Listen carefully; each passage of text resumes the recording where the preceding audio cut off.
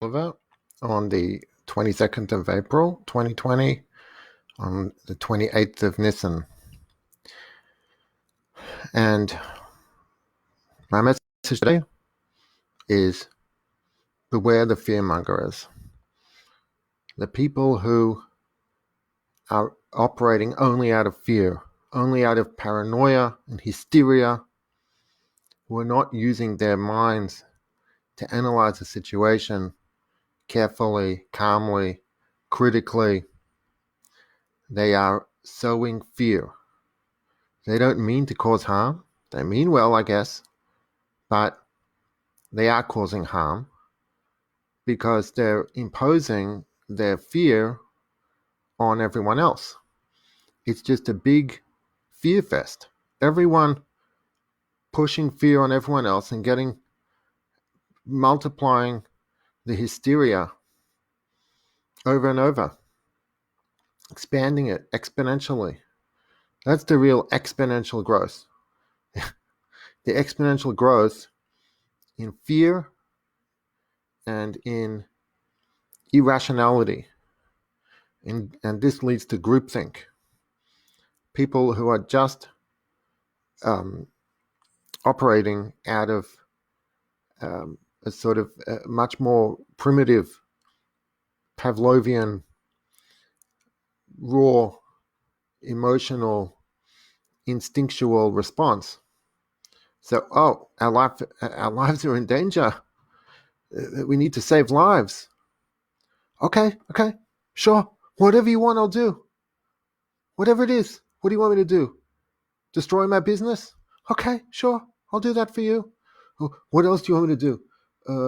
Never have contact with my parents again because they're elderly? All right, sure. That must be necessary because safety. All right, what else do you want me to do? Let me take a vaccine, which hasn't been tested enough? Sure, yeah. Just probably be fine. I mean, anything is necessary for safety. Oh, you want me to submit to tests that are faulty, that are highly questionable, that may even contain harmful substances? They might contain coronavirus itself. They might be collecting your DNA. No problem. Whatever you say, my masters. So let's read out from an article from Tucker Carlson on Fox News. Fox News, the best thing about it, from what I observe, is Tucker Carlson's interviews. In general, the mainstream media is filled with lies and distortions, but for some odd reason, Tucker Carlson introduces sanity, reason into almost every discussion that he has with people. So I highly recommend his videos. It's anomalous in the media, but this is an article on Fox News. 2 Sundays ago, a man in Colorado called Matt Mooney went to a park near his house to throw a ball with his wife and his 6-year-old daughter. The park was deserted, which meant the Mooneys were essentially standing alone in a field. The police came anyway. They handcuffed Matt Mooney in front of his family and they threw him in the back of a police cruiser. By state order, Colorado residents were required to stay in their houses because of the coronavirus outbreak, and Mooney was outside, so he was taken into custody, right? How dare he be outside? The next day, Jared Polis, who is the governor of Colorado, did not apologize. Instead, he issued an executive order extending his lockdown until the end of April. Polis included no scientific justification for that decision. Instead, he summed up his reasoning with the line, fit for a tank top. Simply put, by staying home, Coloradans are saving lives. Simply put, in other words, it's simple. Follow my orders and people will live. Disobey my orders and people will die. Around the country, governors are making that very same claim. Most outdoor areas, common outdoor areas in this country have been closed in response to the pandemic. People are being arrested for sitting alone on the beach or walking on nature trails. Not a single politician making these decisions has bothered to explain the science behind them. Specifically, which studies show that staying indoors at home, at the pharmacy, at the grocery store, is safer than being outdoors? Politicians don't tell us, and they're never asked. The media support these decisions reflexively. Last week, when Duval County, Florida reopened its beaches, Twitter lit up with the Florida morons. The Washington Post wrote an entire piece celebrating the fact that families in Jacksonville were being attacked on social media.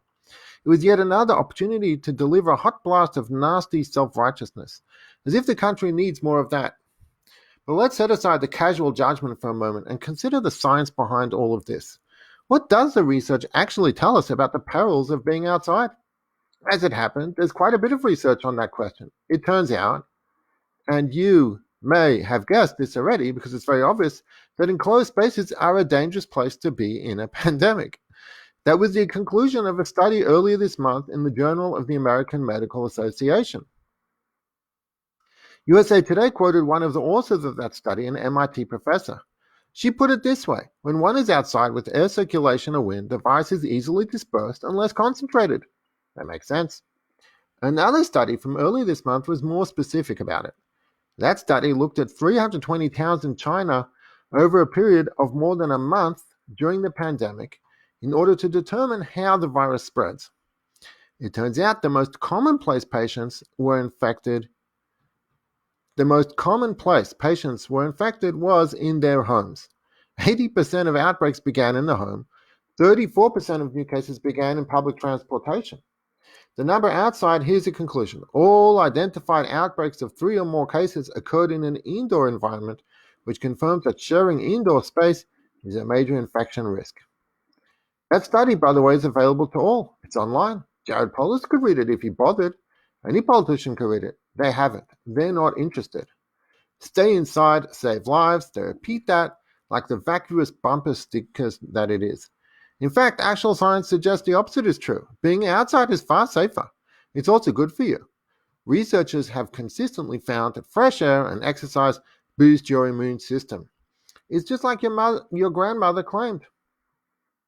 As a recent piece in The Atlantic put it, the outdoors and sunshine are such strong factors in fighting viral infections that a 2009 study of the extraordinary success of outdoor hospitals during the 1918 influenza epidemic suggested that during the next pandemic, which we're living through, we should encourage the public to spend as much time outdoors as possible. Yet, as you may have noticed, our politicians are doing precisely the opposite, and it's driving America to neuroses. Prescriptions for anti-anxiety medications have risen dramatically nationwide in the past 6 weeks. So the question is, why are our leaders hurting us on purpose? The answer is because they can. Controlling the population makes them feel powerful. Our fear makes us easier to control. The average politician has no incentive to follow the science and thus let the public outside. You may be suffering intensely, but they're enjoying it. Fantastic. All right, so just because a leader tells you something, someone with power tells you something, that doesn't mean there is logic and science behind it. In this case, what's happening is that the fear has turned people into robots. As soon as they're told, ooh, it's dangerous, they just follow. There's no need for the leaders issuing the orders to give any explanations because, like it says here, they're not even being asked. People are not confronting these leaders who are issuing these edicts and demanding a scientific explanation. It's enough to say, save lives, just to invoke danger to life. In Hebrew, pikuach nefesh. As long as you invoke pikuach nefesh, as soon as you do that, it's as if that's the end of discussion. If you disagree, if you express any dissent or questions on something which is advanced in the name of danger to life, pikuach nefesh, well, then you clearly don't care about protecting lives, which is a complete ad hominem. It shuts down debate and discussion. The issue is, let's talk numbers, statistics. Let's talk how old the average age of the person dying is. Let's talk about the true death rate. Let's talk about the false attribution of COVID-19 being the cause of death, as opposed to people having died with COVID-19. Let's talk about all the malpractice especially in New York hospitals, where patients died because of the hospital giving them the wrong treatment or giving them no treatment, which has nothing to do with COVID-19 per se. Let's talk about all those other issues. Let's talk about the number of people who have infected. The more people who have been infected but not died or even had a severe pneumonia, well, then the lower the death rate is. Let's talk facts. Let's talk logic to those who believe in the concept of herd immunity, which is a controversial concept. But let's say you believe that's a concept that's valid when it comes to vaccines. Well, you should also consider it valid in this context. According to the logic of herd immunity, we shouldn't do anything. So long as the hospitals are fully stocked, we should not do anything. We should simply mean to say we should just operate normally. Whoever gets it, gets it. And eventually there'll be herd immunity. And that will cause the disease to go away. And the people who are sick can stay home and they won't get it, perhaps. Or they'll be a lot less likely to get it. Where's the discussion about that? No. As long as you invoke the slogan, the mantra, stay home, save lives, which implies that if you don't stay home, you're a murderer. In Hebrew, you're a rodef. You're pursuing someone else to cause them to die. This incredibly exaggerated claim, turning everything into a conflict between promoting death and wanting to live normally, as if that's the dilemma. It's not. That's a false dichotomy. So as long as we remain in this paradigm, the longer this madness will continue.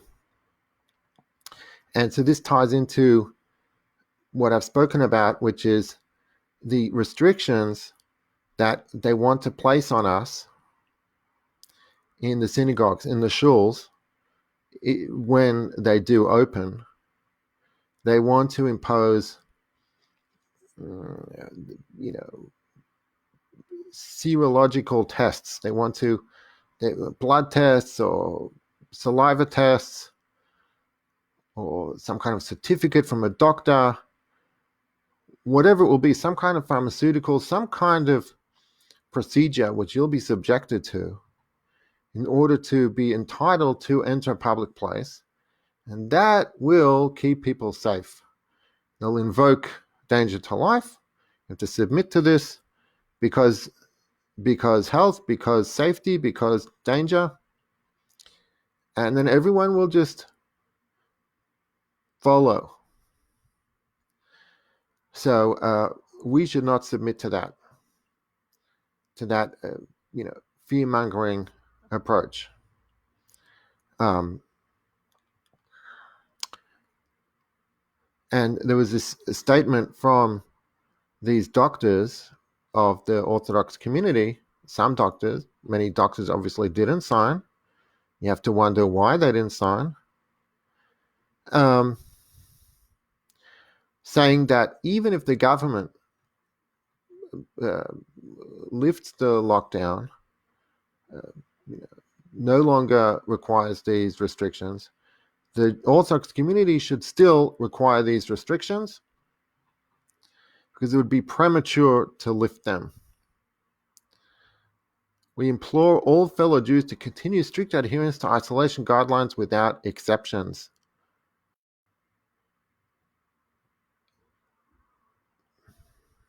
It is our unanimous medical opinion that prematurely loosening the restrictions is highly likely to result in further disease transmission and loss of life. God forbid. All right, well, in this statement, they're essentially doing the same thing as the governor I mentioned in that news article.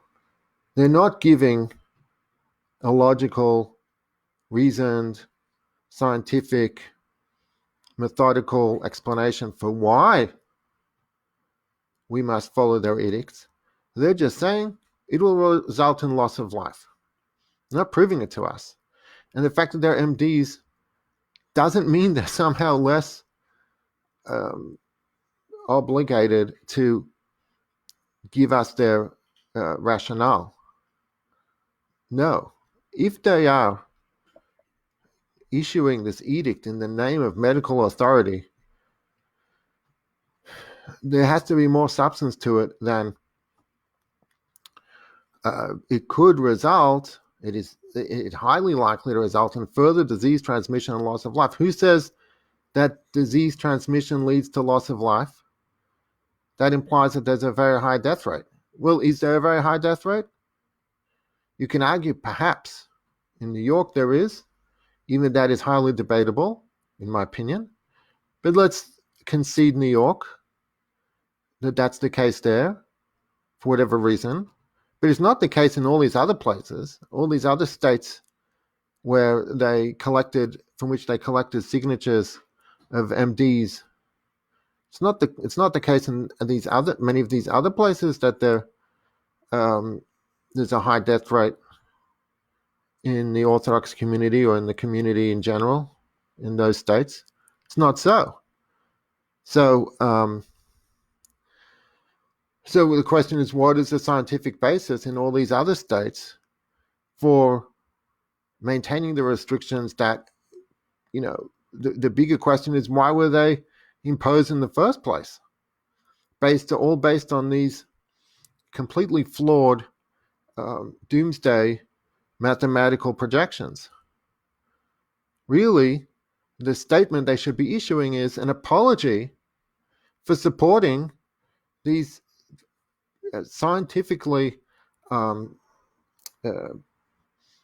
pseudoscience, these shoddy, unscientific predictions, and presenting that as fact, as hard science, which warrants all these restrictions, and even saying that we should go above and beyond what the government orders us to do. If the government orders you to do something, there's no need for medical authorities to support it. You should just do it because you, as a pragmatic matter, you don't want to get in trouble with the government. But when you come along with the authority of these doctors, you give people the impression that this is solid science. But it never was. It never was to begin with. It was all based on pure pseudoscience. And I had a conversation with the one who initiated this statement from these doctors on his page. His name is Ari Elman. So I wrote as follows: the only place where it's severe, where the situation is severe, is in New York. Lumping all other places in with New York is ridiculous. Also, there is no explanation given. So should say exactly why, based on which data and whose analysis, not because we said so. So Ari responded, that's because most of the country took social distancing seriously while the mayor of New York was still going to the gym. So I responded, my point is that to stop communities from reopening in New York may have a basis, but it doesn't in Texas. It's wrong to lump them together. So Ari says, did you ever hear of the term an ounce of prevention is worth a pound of cure? Would you rather we reopen things and wait for them to get worse and then shut down? That's just fear mongering. There's no argument given for why, if we reopen things, that things would get worse. That presupposes that the restrictions were necessary and effective, which, if anything, has been disproven by as time has gone on. I think it had no basis in the first place, but certainly now it's been disproven. And so I ask, what is a solid proof that they're bound to get worse? That things are bound to get worse? He answers, solid proof about the future? Nobody is a Navi, nobody's a prophet, but anyone who doesn't learn from the past is also a fool. Why do you think it would be safe to open things up? What makes those places special that opening restrictions would not lead to a surge of new cases? So he refuses to answer the question and then throws it back on me, that I should prove that it's safe. No, he should prove, and these doctors should prove, that it's dangerous. Because from the outset, there has been incredible exaggeration and hype and hysteria, hype leading to hysteria about this situation. So, so really, the better question is not why I think it would be safe to open things up. It's, what's your proof that these measures were ever necessary and effective? And according to this logic, one could never open anything up because there's always some danger. What's your proof that it's safe? There's no proof. There's never any proof that it's safe. This leads to indefinite, extended disruption of society, all based on this fear mongering that millions will die, which has now been proven completely false. That never happened. It didn't happen in America. It didn't happen in places where they did not impose a lockdown, such as Sweden. So, my response to him: so from your word, it's clear that there is no solid scientific basis for this prediction. Just fear, fear, fear. Sorry, but getting doctors to sign onto a pure fear by virtue of their credentials, as if their statement is scientific when it's not, is deceptive, right? These doctors are just affirming the fear-mongering. They're not actually issuing any scientific statement, aside from the fact that they have no qualifications to make a statement on the matter of epidemiology, which is a specialized field, which is not their field, so they're speaking outside their field. And any one of us is just as qualified to speak outside his field as these doctors are. And I continue. This would be true even if we'd be talking about one state, or the more so here, where you insist on lumping together all these geographically disparate locations in a one-size-fits-all prescription and refuse to explain this illogical conflation. So, what we have here, to sum up, is an incredible fear-mongering campaign. It has no rational basis. It never did, and it has even less of a basis now that their predictions were proven completely incorrect. The coronavirus is no more severe than the seasonal flu. That's the reality, which means that all of these measures were completely unnecessary and therefore purely destructive. And this fear-mongering leads to people not thinking rationally, repeating the mantra, stay home, save lives, stay home, save lives. You don't stay home, you're a murderer. Blindly, without thinking about what the parameters of safety might be. When could this possibly change according to this paradigm? This has become an article of faith, a matter that's accepted blindly. It's a religion, the COVID-19 religion, the COVID-19 worshippers. Yes, we accept the wisdom, the all-knowing edicts of our government, of our doctors, of our experts. We will never question them. And I don't know what the solution is. How do you shake out of this hypnosis, of this mind control, all these people who are so trapped, and they all add to the fear of one another? What's the solution for that? To shake these people out of this psychosis? I don't know.